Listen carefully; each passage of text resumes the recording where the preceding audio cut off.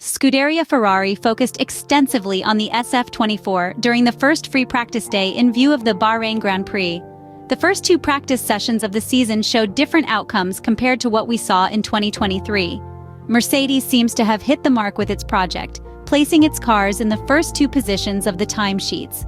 Lewis Hamilton and George Russell are driving the W15 brilliantly, showing improved rear performance compared to the pre-season testing session. The situation is a bit more complicated for Ferrari, managing to place Carlos Sainz in fourth place, 4/10ths behind Lewis Hamilton. The Maranello car seems to struggle with the soft tires and lower temperatures, showing some instability at the rear with a low fuel load.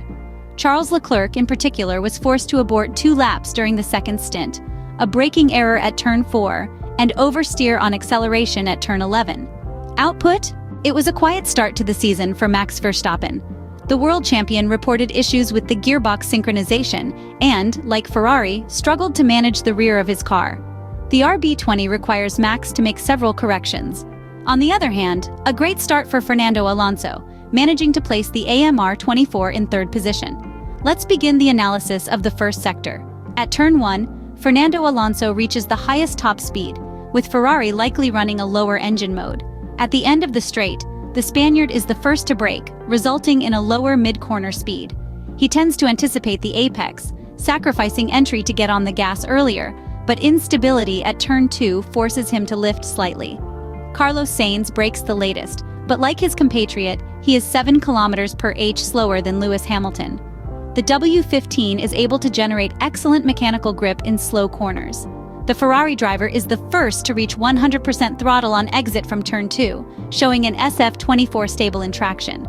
Approaching turn 4, the trend continues regarding top speeds. While under braking, Lewis and Carlos press the pedal at the same moment. However, the Englishman reduces pedal pressure near the corner, delaying the apex. This technique gains him entry speed, but he loses all the accumulated advantage on exit, having to delay the acceleration phase. The Ferrari driver is the quickest in turn 4. Now let's move on to the telemetry analysis for the second sector, with the Ferrari SF24 showing good traction despite low-power unit mappings. At the start of the second sector, in turn 6, Lewis Hamilton appears to have a car lacking in pure aerodynamic load development, losing about 6 km/h compared to the two Spaniards. Alonso, on the other hand, drives the most loaded car of the three. As seen in the throttle graph, Fernando is the first to reach 100% throttle on exit from turn 6 and enters turn 7 at full throttle, gaining about a tenth on his rivals in the Snake. At turn 8, Carlos Sainz has the highest minimum speed, being the quickest to turn 9 despite a more conservative engine map. The SF24 thus proves stable, capable of putting power down effectively and making the most of the new suspension design. In turn 10, where braking occurs with steering angle, Hamilton has the best minimum speed. The 7-time world champion delays braking and the apex, forced to go on the throttle later. Despite this, he uses DRS to reach the highest speed at turn 11. In braking, the three drivers considered brake at different distances, and Carlos achieves the best minimum speed. But on exit, the Spaniard has to deal with oversteer, forcing him to lift slightly.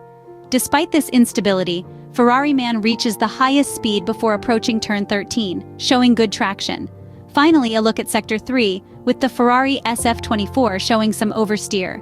In the final section of the Bahrain circuit, Carlos Sainz again achieves the best minimum speeds at mid-corner. At turn 13, the Spanish driver brakes a few meters before Hamilton, carrying 10 km/h more speed at the apex compared to the Englishman, making the most of the excellent aeromechanical interaction of his car. However, the car continues to show a certain degree of oversteer on exit. The former McLaren driver is forced to make 2 corrections, costing him about a tenth. Something very similar happens at turn 14. Fernando Alonso and Lewis Hamilton in this case managed to reduce the gap in terms of minimum speed compared to the Ferrari, with the Spaniard performing better on exit. The 2-time world champion does not suffer from oversteer, a factor that allows him to reach 100% throttle before his rivals and gain in traction.